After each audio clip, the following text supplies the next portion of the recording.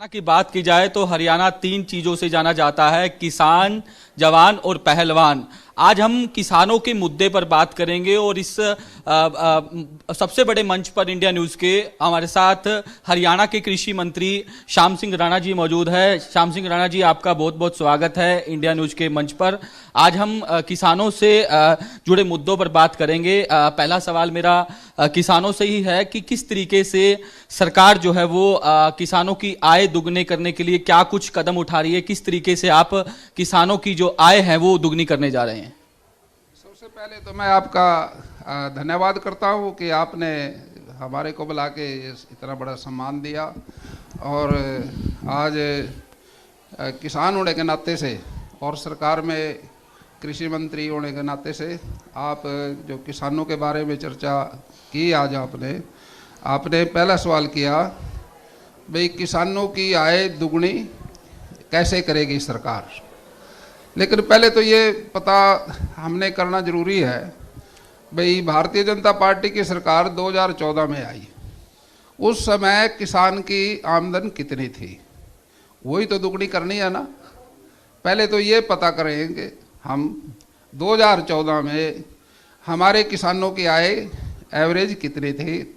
हमारे यहाँ खेती कृषि प्रधान देश है भारतवर्ष, और हरियाणा भी कृषि प्रधान प्रदेश है।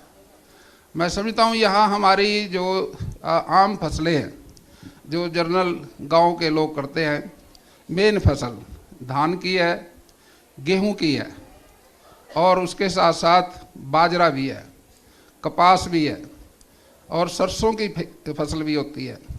अब जनरल फसलें, दो बड़ी फसलें जो हैं वो धान और गेहूं की होती है। पहले हम चर्चा ये करना चाहते हैं आपसे भाई 2014 में 1 एकड़ में धान की फसल से हमारे को क्या बचत थी, वही तो हमने दुगनी करनी है। 10 साल में मोदी जी का जो विजन है हमारे देश के प्रधानमंत्री जी का, जब वो सरकार में आए तभी उन्होंने कहा था मैं किसानों की फसल दुगनी करने का प्रयास कर दूंगा। हमने सबसे पहले, मैं किसान होने के नाते से आपसे ये बात जानकारी देना चाह रहा क्योंकि मैं खुद खेती करता हूँ भाई। सबसे पहले जब धान की फसल हम करने के लिए पौध बोते हैं और फिर उसके बाद फिर हम खेत की जुताई करते हैं। अब 2014 में जो हमारी मशीनरी थी वो जैसे अब मशीनरी है, अब उसमें सुधार है। पहले मशीनरी का जो खर्चा था वो ज़्यादा था, तेल भी ज़्यादा लगता था। 2014 में टर्बो इंजन आ गया तो उसमें कुछ फ़ायदा होने लगा, पावर भी बढ़ गई और खेत को कल्टीवेट करना आसान भी हो गया। 2014 के अंदर जो डीजल था खेत को तैयार करने के लिए और मंडी में फसल ले जाने तक, मेरे हिसाब से जैसे मैंने खेती की तो 35 लीटर डीजल खर्च आता था 1 एकड़ में। अब 35 लीटर डीजल का जो रेट था उस समय वो हमारे को तकरीबन 2000 के करीब पड़ता था, क्योंकि उस समय सारा खर्चा मंडी का भी लगा के 1 एकड़ की बात करता हूँ मैं, 2000 खर्चा था। और 1 कट्टा हम डीएपी डालते थे उसमें। उस समय डीएपी का रेट 1125 था, और उसके बाद 2 या 3 कट्टे यूरिया भी डालते थे हम उस समय। तो ये बनता था 750 का 1 एकड़ में। और जब उसके अंदर स्प्रे बीज था जो उसके अंदर हम डालते थे, जो 1 एकड़ उसमें आता था, तो उसकी लागत दवाई की और बीज की लागत आती थी 7000 रुपये। उस समय की बात है 2014 की। और बीज की 1000 के करीब लागत आती थी। और जब हम अपने खेत में चाहे तो हम मजदूरी करें चाहे किसी मजदूर से कराएं, तो वो 1 एकड़ की मजदूरी हमारी जो थी एवरेज 1 एकड़ में 1500 रुपये आ जाती थी। तो मैं समझता हूँ, और जब ये कटाई का टाइम आता था, हम सारी फसल पक जाती थी धान की, तो उस समय कंबाइन की या हाथ से हमारी 1200 रुपये की कटाई पे खर्चा आता था 1 एकड़ पे। और उसके बाद जो हम सारा साल मजदूर लगाते हैं या आप करते हैं, नौकर तो हम नहीं कह सकते, साझी होते थे, उनको भी हमने देना पड़ता था 1 किले की एवरेज 2000 रुपये का तकरीबन वो खर्च आता था हमारा। तो बिजली का बिल और मोटर की सड़ाई, ट्रांसफार्म के भी बदलना पड़ता था, कभी स्टार्टर खराब हो जाता था, कभी हमारी मोटर खराब हो जाती थी, तो वो हमारा खर्चा आता था 1 एकड़ का 1000, एकड़ का हिसाब से 1000। और जब ट्रैक्टर की किस्त देने की बात आती थी, ट्रैक्टर हम लोन पे लेते हैं या अपने पैसे से ले तो भी खर्चा, लेकिन ट्रैक्टर की जो हमारी 1 एकड़ का खर्चा था वो 6000 आता था 6 महीने का। फसल हमारी 6 महीने में होती थी, किस्त आती थी उसकी, और ये कुल जो लागत थी ये 23,575 रुपये बनती थी। मैंने अपने आप खेती की, इसलिए कहता है भी ये तो हमारा हो गया खर्चा। अब हमारी पैदावार कितनी होती थी, हम अच्छी तरह से देख रेख करके हमारी 30 quintal, 28 quintal, 29 quintal, 31 quintal average हम लगाते हैं 30 क्विंटल। अब खेत ज़्यादा है, किसी में 32 होगी, किसी में 28 होगी, तो एवरेज जो हमारी पड़ती थी वो 30 क्विंटल के हिसाब से पड़ती थी। और जो समय मंडी में रेट जो था सरकार का वो 1400 था। तो अब इसकी जो हमारी 42,000 की वो पैदावार हुई और 23,500 का खर्चा हुआ, ये हमारे को 18,425 रुपये की एवरेज अनुमान है कि सरकारी आंकड़ा तो नहीं है ये, मैं तो इसलिए बता रहा आपको कि मैंने खुद की है। अब ये 18,425 रुपये एक 6 महीने में धान की फसल में हमारे को बचा।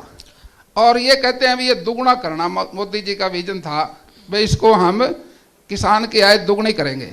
अब 2025 आ गया, ये अभी हमने 2024 में हमारा धान बिक चुका है, अब 24 का ही लगाएंगे, क्योंकि 10 साल में आमदन दुगनी कैसी होगी।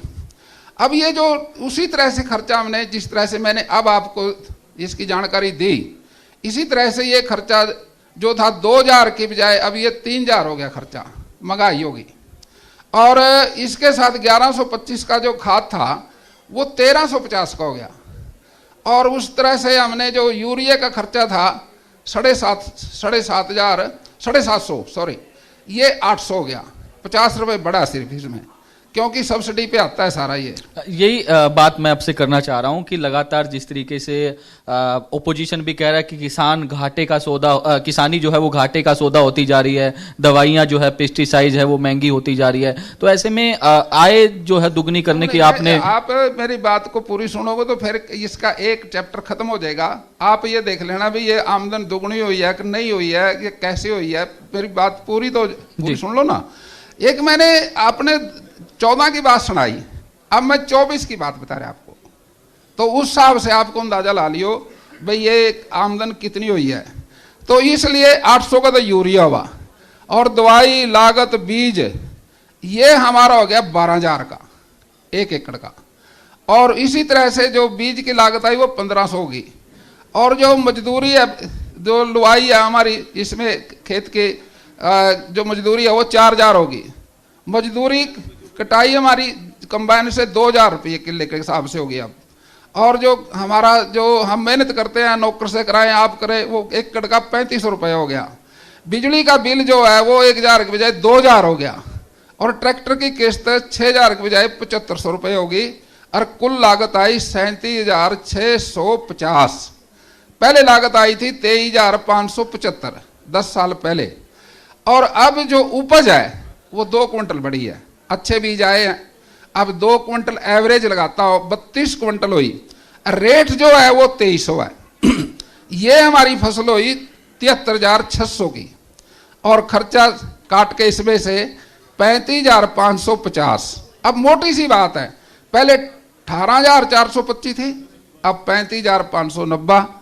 मोदी जी का विजन लगभग भारतीय जनता पार्टी के प्रधानमंत्री जी ने पूरा कर दिया। मैं किसान होने के नाते से बात कर रहा हूं। लेकिन विपक्ष कह रहा है कि जो तय मूल्य किए गए हैं वो उस पर जो है वो दाम नहीं मिल रहे।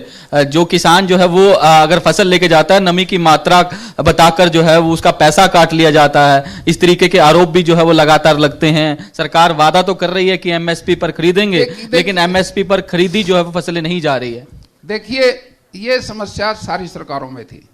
जब कांग्रेस की सरकार थी जब भी ये समस्या थी, भारतीय जनता पार्टी की सरकार है तब भी थी। लेकिन उससे पहले जब हम पूर्व में खेती करते थे, जब हाथ से कटती थी हमारी धान, वो उसकी पूड़ी बनती थी, सूख जाती थी, और हम खुद, मैं अपने बाइलास ट्रैक्टर से वो जीरी मैनुअल जड़वा के हाथों से मंडी में ले जाता था। यही जो सेलर वाले थे ये कहते थे डाला खोलने से पहले राणा जी रेट आपका पूरा का पूरा है, क्योंकि वो सूखी थी। अब वो समय था जब मैनुअल से काम होता था, लेकिन जब से कंबाइन आई, कंबाइन चारों कूणे खेत के कभी एक सरे नहीं होते, और चारों कूणे एकदम साथियों नहीं पकते। कोई पेड़ की छाया में, कोई किसी की छाया में, कोई नरम रह गया, कोई सूख गया। अब उसके साथ कंबाइन तो किसी छांट के नहीं काटेगी ना सुखाएगी, वो तो एकदम काट के पैक कर देगी। अब पैक करेगी तो मंडी में जाएगी, मंडी में कहीं पेड़ के नीचे से कोई नरम दाना आया, अब वो सरकार का विजन क्या है, सरकार तो पूरा रेट देती है। जो भी आड़ती जिस सेलर को देगा, वो सेलर वाला तो पैडी इसलिए खरीदेगा कि उसमें चावल निकालना है। गेहूं में समस्या नहीं है, ये गेहूं तो सीधी उसमें चली जाएगी गोदाम में, वो तो किसी तीसरी पार्टी पे नहीं जाएगी। धान एक ऐसी फसल है, ये तीसरी पार्टी पे जाएगी और उसमें चावल निकालने के लिए उसको देंगे। मंडी में जिस वजन से उसने खरीद ली, 1 क्विंटल खरीदी उदाहरण के तौर से, 67 किलो उसको चावल देना पड़ेगा, लगभग थोड़ा कम ज्यादा करके। अब 67 किलो 1 क्विंटल में से चावल निकलेगा। अब जो सेलर वाला जीरी ले गया, ऐसा तो नहीं है जाते ही चावल निकाल लेगा उसको सुखाएगा। अगर वो ठीक उसमें नमी कम है तो उसका रेट, उसका वजन कम हो जाएगा, थोड़ा कम होगा। अगर उसमें ज्यादा नमी है तो वो सूखेगी 14 मास्टर पे, 16 मास्टर पे, 17 मास्टर पे चावल निकलेगा। अब उतना मॉइस्चर करने के लिए तो उसको सुखानी तो पड़ेगी, नहीं चावल नहीं निकलेगा। अब जितनी नमी है वो सूखेगी, सूखन जो चली गई 1 क्विंटल में से 5 किलो चली गई, 2 किलो चली गई, 3 किलो चली गई,